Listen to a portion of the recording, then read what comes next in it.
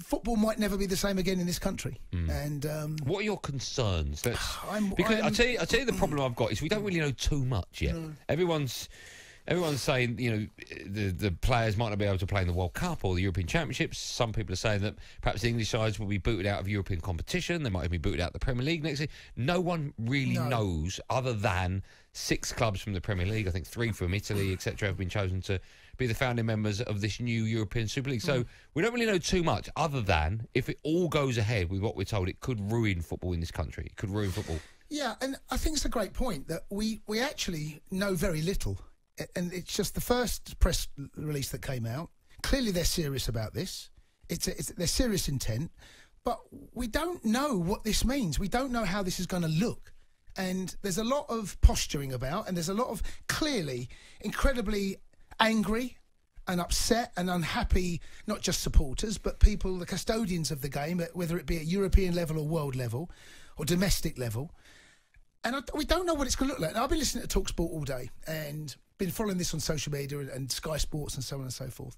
And we live in a social media culture where the knee-jerk reaction is scream, shout. You know, a lot of people are angry, understandably. And I am one of those. I have serious concerns about what this is going to do to the game that I grew up as a young boy. You know, it's 1976 I went to Stamford Bridge for the first time, you know, and I've been going on and off ever since. I've been, a supporter all that time. Play for the club. I still work for the club. I've got a lot of different hats that I wear when I'm talking about this. I spoke to my 2 boys earlier. Both are really unhappy about how this looks, about how Chelsea look. I don't want this. Okay, let me just start the whole conversation with, I don't want this. This is not a level playing field. This is not what I grew up watching, and I do not want my club to be involved in this. But the reality is that there is a chance, the serious chance, that this 6 are going to try and break away and come into the Super League.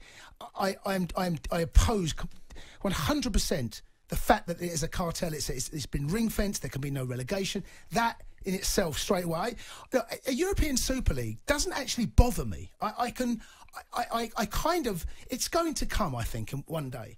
But it's the way that it is structured, and it's the way that it is going to affect the rest of football in this country, and how it could potentially devastate. Now, we don't know the answers to this, because in 1992, when the Premier League, the first inception of the Premier League, you know, there was a lot of people saying very similar things to what they're saying now about how the game is going to look, what the Premier League is going to do, how it's going to change football for the worse. And, well, actually, the Premier League's been a roaring success. I know, but that was slightly different. It was slightly different, but the people's fears were real at the time, yes, and genuine, and as mine are right now. And we don't know how this is going to play out. People are scared, understandably. People are fearful. People are worried about the game that we love. And I get that, and I understand that, and I share those concerns, and I share those fears. That's exactly how I feel. But at the same time, football does evolve. Things do move on, and we don't like it.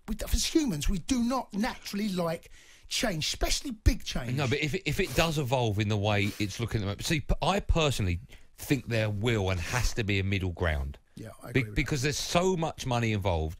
So, for argument's sake, the Premier League might start barking and say, we're going to chuck you out and disqualify you and take points off you. But at the end of the day, the Premier League, without those 6 clubs, like it or hate it, without those 6 clubs, the commodity, the Premier League, as a commodity you're going to sell to broadcasters, as a brand, that's the word I'm looking for, is worthless. It's worth absolutely nothing. It's worth...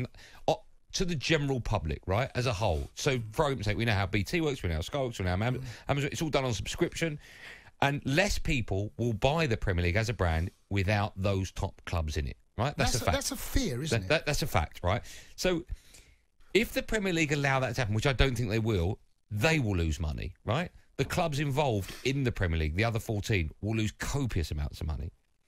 Then if that happens, then UEFA will kick out these clubs, supposedly, from the Champions League and the Europa League. Then their brand as a commodity will be worthless.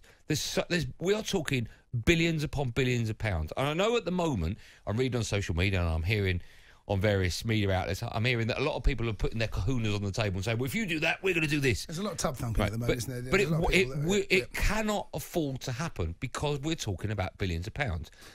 I do think this European Super League will happen. I don't want it to happen. Very much like you, I don't want it to happen. I do think it will happen. I think also that if it does happen, the clubs will be allowed to stay in the Premier League and La Liga and so on. But then, again, that seems a little bit pointless because if Manchester United are playing Juve on a Thursday night and on the Saturday or Sunday afternoon they've got Burnley at home, you can bet your bottom dollar that United team will probably be a Carabao Cup team. It will be that kind of lineup because the Premier League will become, I wouldn't say worthless, but nowhere near worth what it's worth in today's market to the clubs from a pounds and shillings perspective. So also what winning the Premier League means. It wouldn't really mean anything. Not as much, no. Definitely not as much. It wouldn't mean anything. You know, if you had 2 games to go and you had a chance to win the Premier League or you had a chance to win the Super League, I know what all these clubs are going to be choosing. It's going to be the Super League. Then my worry becomes these clubs, if the top 6, we were talking about this earlier, if the top 6 that are founder members of the European Super League, if they finish 1/6 in the Premier League and UEFA carry on with their Champions League, you could be talking about an Everton or Leeds or an Aston Villa that will be the first club out of the Premier League into their Champions League. So it's the whole thing is a big mess. But ultimately, it's all controlled by money, and there will be a middle ground. I'm convinced there'll be a middle ground. My worry will be that the European Super League, as you say, will be ring-fenced, and there won't be a way. And I know there's talk about there will be possibly the opportunity for 5 clubs to make it in, depending on how they finish.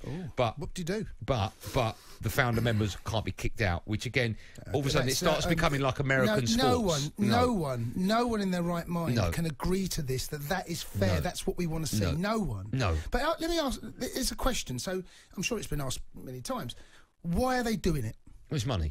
Yeah, but why? Why are they doing it? Why have these clubs, the biggest clubs, perceived to be? Okay, there's a bit of arrogance about it, about who's big and who's not. We'll have that conversation if you want. But why are they doing it? My take on it is that UEFA announced today that they are diluting the brand that is the Champions League. Yes. For what reason? More money. Oh, the hypocrisy from UEFA all of a sudden. So I think these Premier League clubs and the clubs in Serie A and La Liga have said, look, you're diluting this tournament.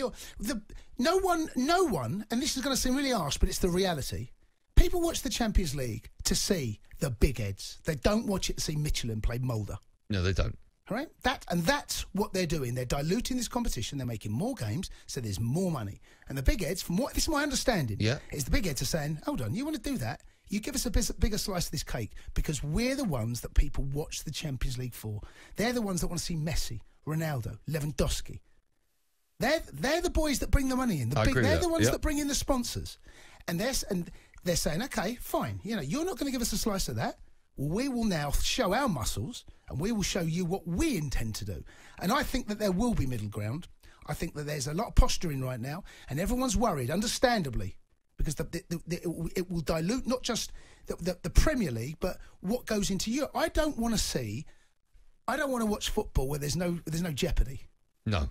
I don't want to see football where there's no chance of a team getting relegated. I don't want to see that. That is not what I'm interested in. That does not turn me on. It's not what I've watched football for. Well, no one it's not wants what to I see played that. for. That's what American football's about. There's no jeopardy in it.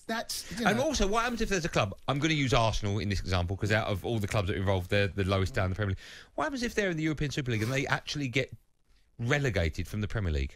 I don't know. What happens then? I think there's a lot of What happens to the FA Cup? What happens to the Carabao Cup? What happens to the World Cup?